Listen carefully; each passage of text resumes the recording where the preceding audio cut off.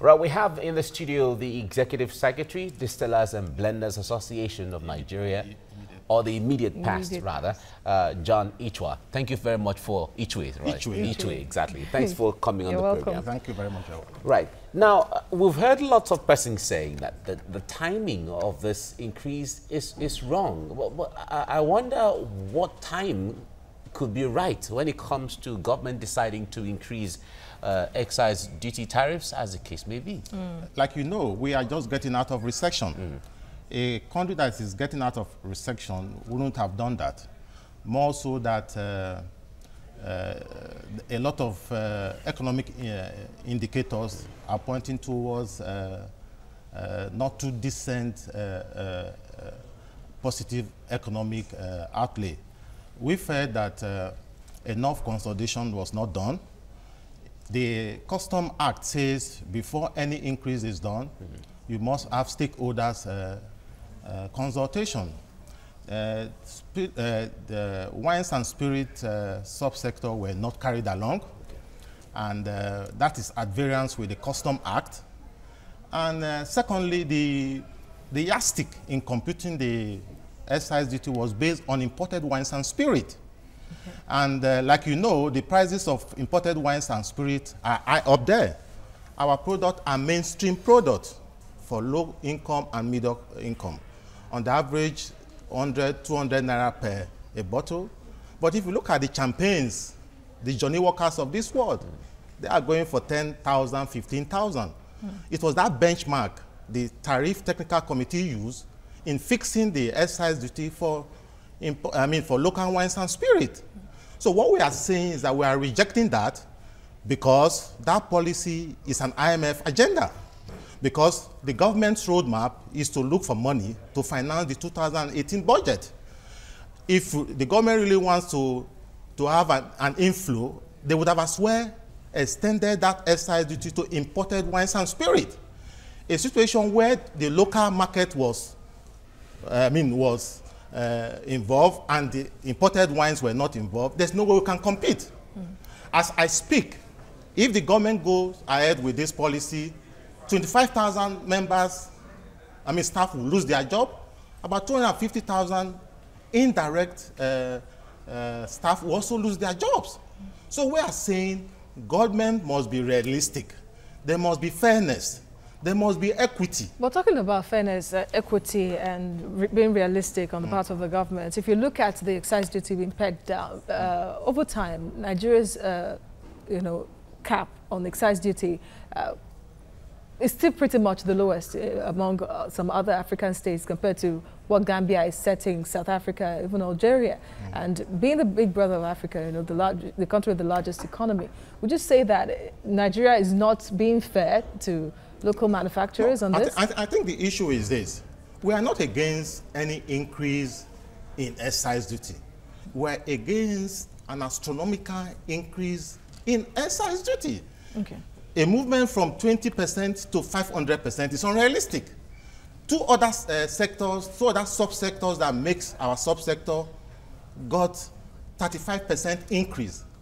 Why 500% increase for wines and spirit? That is the question. So how much percentage would have been okay? 35%, which is a subsector which I wouldn't want to mention at this forum got, would have been most realistic. 35% increase will enable us manage our cost element to the extent that we can still remain in business. All right, so 35% will amount to how much naira if you have to narrow it down to the cost of it? Because it was 31 naira, then 35% increase of 31 naira would have been the most realistic. That would be far lesser than about 100 naira, as against the current 200 naira per liter. Now, the Finance Minister, Kemi Adeosun, just yesterday said that this new tax on alcohol, tobacco, is not even targeted at local manufacturers. That, as against your allegation, like you said earlier, that the same is not commuted to foreign spirits being imported into the country. That about 60% tax is on imported spirits and is imposed wines. on the imported rather. It's not right. What the Custom Act says is that before an increase is done, an excise increase is done, you must amend the Custom Act to enable the Honorable Minister implement the excise tariff. That Custom Act has not been amended. And that is why the government cannot make any pronouncement on imported wines and spirit. As I speak, the government is trying to amend the Custom Act to reflect imported wines and spirit. So that may take some time. So why make us pay, whereas our competitors are not paying? So what you are likely going to have is that you're going to have a situation where there will be massive importation of wines and spirits into this country, and there will be a lot of dumping. Then we'll just close our shops. Does it seem like there's a misunderstanding between your association, DBAN, and the government as to what really should be and what is? Because when it comes to the issue of how much is imposed, the figures by government and what DBAN is saying don't seem to agree. Secondly, when it comes to who is it targeted at, there's also no agreement between your association and the government. You see that gap is there because there was no prior engagement. If the ban was engaged by the ministries, as they did at the Tariff Technical Committee, some of these pitfalls would have been resolved. We were not invited to the Tariff Technical Committee as a stakeholder. Two other sectors were invited. They agreed on rates. We were not invited. Manufacturers Association of Nigeria was invited, and DBAN belongs to Manufacturers Association is a bigger umbrella body. Okay. You know, representing DBAN? No, they were not representing us per se, okay, because our inputs were not taken.